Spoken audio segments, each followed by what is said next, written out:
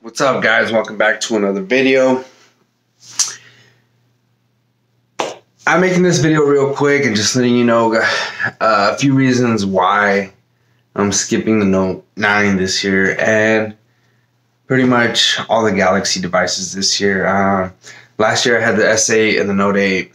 Huge fan of the Note series. Huge fan. I think it's the best smartphone on the market. But with that said, I fund my own channel. I buy my own stuff. Whatever I got, whatever I can get, I review it. If I had it for a short period of time and I feel like it wasn't worth reviewing, or I just didn't have it that long and, something came up and I had to return it, then I won't review it. Okay. Will I get it and review it?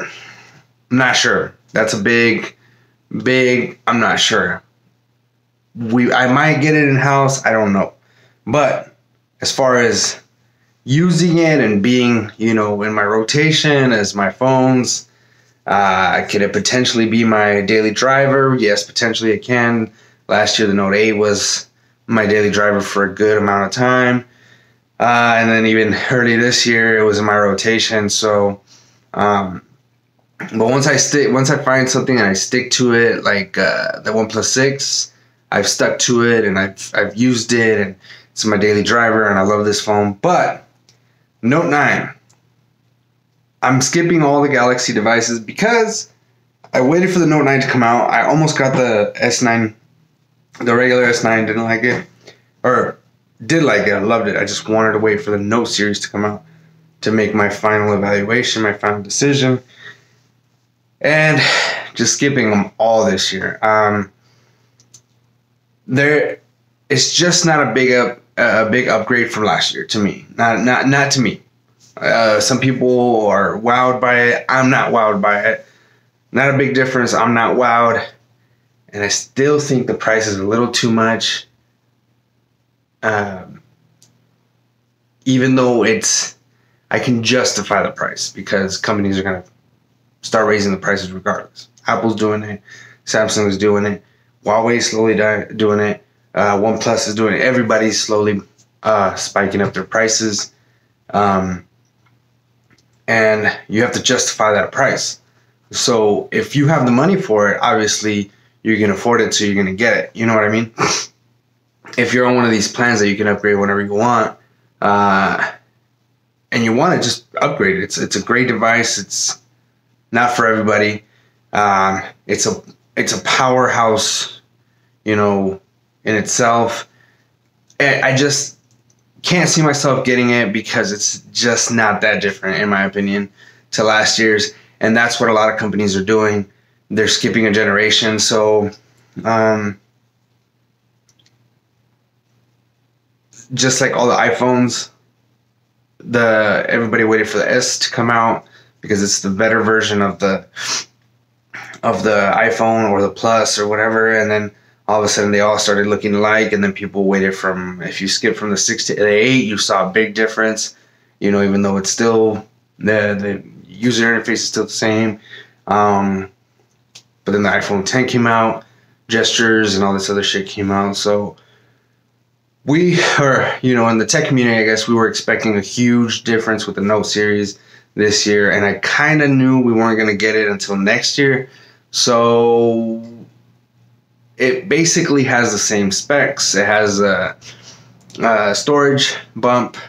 It has a processor bump, a battery bump, and the S Pen features are, it's got Bluetooth and, you have different functionalities, but it's not that big of a deal for me to go out and spend my own money to get that device. If I would have sponsors and stuff like that and they would send out review devices and, have me review them or whatever, yeah, most definitely. But small YouTuber, I pay for everything. I found my own shit. So just not a big difference in my opinion. I played with it yesterday.